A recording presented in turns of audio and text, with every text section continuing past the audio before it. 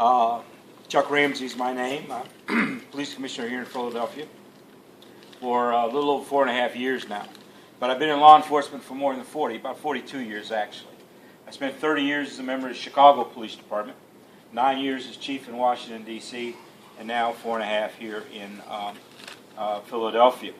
When I first got involved with the Guardian Angels, I was actually in the Chicago Police Department. This was the mid-'90s. That's when I first met Curtis. And I was a little skeptical at first, quite frankly, to see just how this would work. We had never worked with a group like the Guardian Angels before. Chicago, if you're familiar with the city at all, but certainly the police department, very closed in terms of the culture. That's all part of the, we can do it all ourselves type mentality that existed back in the early, mid-'90s, even though in reality we couldn't, but, we like to think we could. So we were kind of skeptical about getting outside help. But it was a very, very positive experience. We had a lot of issues on the south and west sides of Chicago in particular. And the Guardian Angels were very instrumental in helping us bring control to those areas where we had a lot of issues on the street. So when I went to D.C. in 1998, and I was first approached, that's when I met John, I already had some background and some experience with the Angels, and it was a positive experience. So I didn't have the same kind of concerns that I had when I first started in Chicago. We had a lot of different issues in Washington. Washington today is very low crime, and you go there now, and it's really built up. You just see you just feel the energy in the city. But there was a period of time, particularly in the '90s, when D.C. was going through some very, very difficult times. And I heard John mention Adams Morgan. Adams Morgan, right in the central part of the city, had a lot of issues along 18th Street. For an example, you had the U Street corridor, part of a community called Shaw, that had a lot of issues with, street crime taking place and so forth. And we formed a very solid partnership with the D.C. chapter of the Guardian Angels. And they were a force multiplier for us because, you have limited resources. You can't be everywhere. You want to establish foot patrols, but oftentimes because you're short, you got to pull somebody off a foot patrol, put them in a car, and they're running back and forth answering calls for service. But what winds up happening is if you've got the Angels out there and the community gets familiar with them very, very quickly, it is a force multiplier for us because their presence on the street gives people a sense of safety and security. It makes a big difference. Police officers get to know them over time, go to roll calls, everybody knows who they are, and if there's issues or whatever, you've got police officers there to check on them and make sure that everything's okay, and if they need help, we certainly try to respond as quickly as possible. A couple of years ago, we had an incident here in Philadelphia. You'll remember the Kensington Strangler. And that's when we first asked for help from the Angels for that. And they were very helpful in that particular community, even passing out literature and things of that nature, making people aware. I heard Curtis talking about Kensington. A lot of the problems in Kensington, drugs and prostitution, are two of the main problems we have in that community, and the victims of the Kensington Strangler were, for the most part, prostitutes. So making them more aware of what's going on, being more careful when they're out there, and so forth. Very, very helpful. So you certainly have the support here in Philadelphia. We'll do all we can to support. I'm looking forward to the chapter really getting off the ground. And again, if the only thing you can do is Kensington and Somerset, that's fine. That would be a huge, huge help to us because you've got some problems there that have been around historically for a very long period of time, and it needs constant attention. So that's as good a place as any in our city to start. So, having said that, I'm glad to answer any questions on it. Yes, sir. When we don't have a chapter here, when the Kensington Strangler thing that you described, you said that the Guardian Angels helped you with that. Were they coming from D.C.? Yeah. And how did you fit into John. How did you fit into the community at that point if you were not known and didn't have the chapter and that sort of? Well, they weren't. The Guardian Angels have been around so long now. I think people pretty much know who they are. They see the red beret and the outfit, I mean, it's not like, when I referred back Chicago, I'm talking about the early, mid-'90s. Other than New York City, the Guardian Angels, it's certainly not in Chicago, were not that well known. So you had to kind of, get people familiar, certainly the cops and everything else.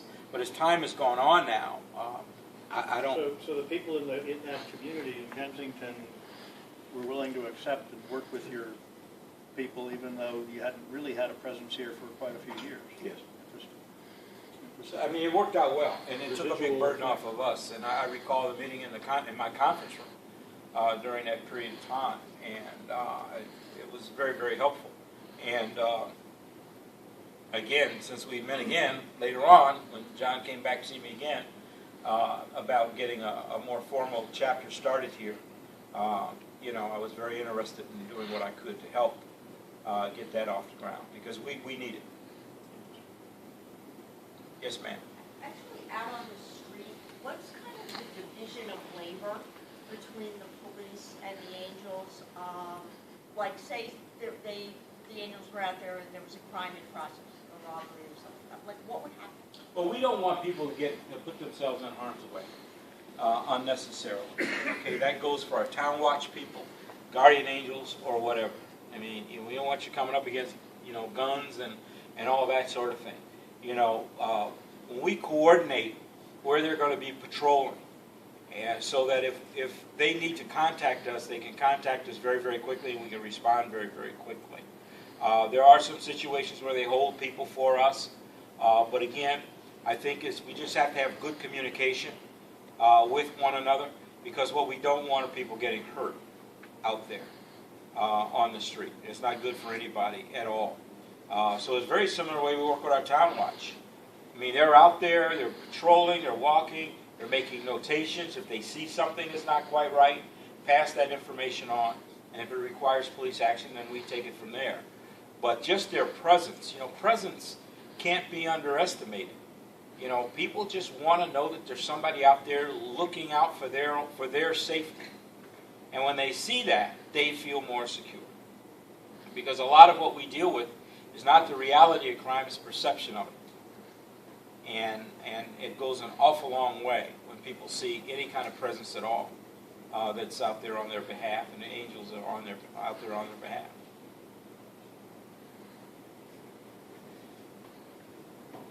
But I got nothing bad to say about them. How's that? Otherwise, I wouldn't have taken time out of my day to come here for this, because it is important, and it is something that's going to help us. It's not the magic bullet that's going to solve every problem in Philadelphia, but it's going to go a long way toward making our community safer than they are now, and get people, as John mentioned, involved in something like that, taking some ownership in their own community. And that's something that they also bring by getting neighborhood people, local people involved in the local chapter. People start to take, pride in their neighborhood, concern about their neighborhood, to start doing things to better it themselves, as opposed to waiting for somebody else to do it for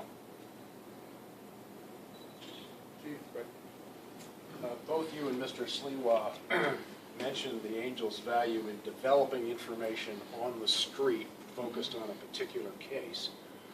And as I understand it, you requested the Angels' assistance after Officer Walker was shot, and they came and they helped, and they got considerable news media attention, which may all by itself have been helpful.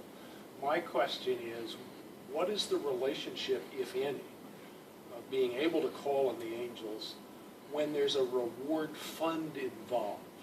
Does having money out there make it more likely that if the Angels have a presence, people in the neighborhood may be more willing to say something?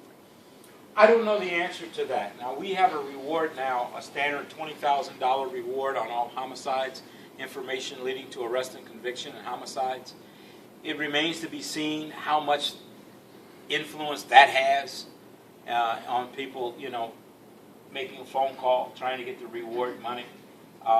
We've just started that in January of this year, so it's a little too early to tell one way or the other. We still have a lot of people that will tell us things not because of money, just because they just want to get this person off the street because it's just a bad person.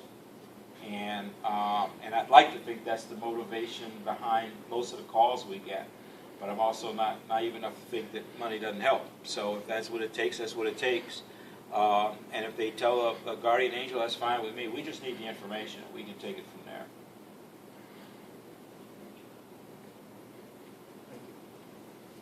All right? Great. Okay.